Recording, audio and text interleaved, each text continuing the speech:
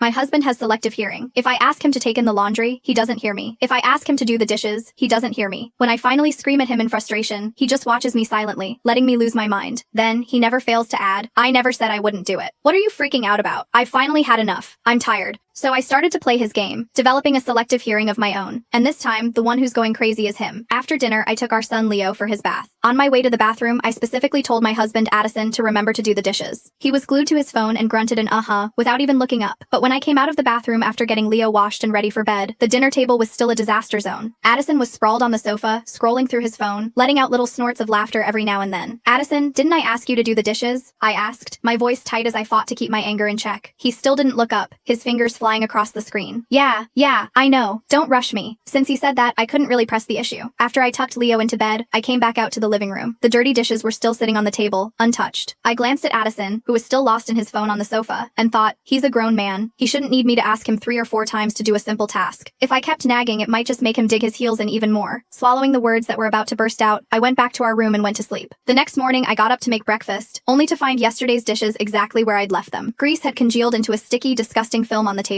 After sitting out all night, it was hard and nauseating to scrub off. I remembered how I'd reminded him again and again last night to clean the table and do the dishes. And what did he do? He played on his phone from 6 o'clock until God knows when, before finally stumbling into bed. Time for his phone, but no time for the dishes. A hot fury surged through me. I cleaned the table, washed the dishes, and then made breakfast. By the time Addison got up, I was already eating. Oh, he said, feigning surprise. There's breakfast? He sat down across from me without another word and started digging in. Addison. I took a deep breath, trying to force down the inferno in my chest. Didn't I remind you twice yesterday to do the dishes? But when I got up this morning, they hadn't moved an inch. Addison didn't say anything, just kept eating. I slammed my fork down on the table and glared at him. Sensing my anger, he finally looked up with a sheepish grin. Oh wow, I just forgot. Look at you getting all worked up. Don't worry, he added, his tone far too cheerful. I'll get them next time. I promise. Looking at his smug, carefree face, a profound sense of helplessness washed over me. After breakfast, I got up to wake Leo. As I left the table, I told Addison to take the clothes out of the washing machine and hang them up to dry. This time, he nodded enthusiastically. Mission accepted. I figured that after what happened yesterday, and with me having just lost my temper, he'd actually do it. It wasn't even a big deal, just a few items of clothing. It would take him 5 minutes, tops. I got Leo dressed and ready, and without even checking the laundry, I took him out the door. I dropped Leo off at daycare, then headed to work. When I got home that evening, I glanced instinctively toward the balcony. Seeing no clothes hanging there, my stomach dropped. I rushed over and threw open the lid of the washing machine. Just as I'd feared, this morning's load of laundry was still sitting there in a damp, crumpled heap. After being sealed in the machine all day, a sour, mildewy smell hit me. There was nothing for it. I had to wash them all over again. The moment Addison got home, he flopped onto the sofa and pulled out his phone. Our living room connects to the balcony, and the washing machine isn't exactly quiet, but he acted as if he couldn't hear a thing. When the machine beeped, signaling the end of the cycle, I shouted from the kitchen. Addison, the laundry's done. Go hang it up. Silence. I poked my head out of the kitchen and called out again, louder this time. Addison, hang up the laundry. Still nothing. Clutching my spatula, I stormed over to the sofa and kicked his foot. He slowly tore his eyes away from his phone, his expression full of annoyance. I heard you the first time. It's just hanging up some clothes. I'll get to it. That was it. I exploded. You'll get to it? Didn't I ask you to do it this morning before I left? Did you do it then? I came home to find the clothes still in the washer, and they stank. Do you have any idea? Addison just clicked his tongue. So I forgot. You just washed them again. It's not a big deal. I don't know what you're so mad about. His casual, dismissive attitude made me feel like I was the one making a big deal out of nothing. By the time I brought the food out, the clothes were still not hung up. Addison wasn't on the sofa. I glanced around and saw the bathroom door was closed. Great. He was in the bathroom. I was done waiting for him. I went and hung the laundry myself. When Addison came out of the bathroom, the clothes were already drying on the line. He shot me a smirk, but said nothing, as he sat down at the table and started to eat. The sound from his video clips was blasting, the noise filling the small apartment as he ate and watched. Leo is only 3, at that age where he's curious about everything. He saw Addison eating with his phone and looked at me. Mommy, why can Daddy watch his phone while he eats but I can't? I know the best way to teach a child is by example. So I said quietly, Addison, can you just eat your dinner? Put the phone away. Addison didn't react, his thumb continuing to scroll. I raised my voice. Addison, put the phone away. Still no response. I took a sharp breath and yelled, my voice ringing through the room. Are you listening to me? Did you hear what I said? Put the phone away and eat your dinner. Addison rolled his eyes at me, his face a mask of irritation. I know.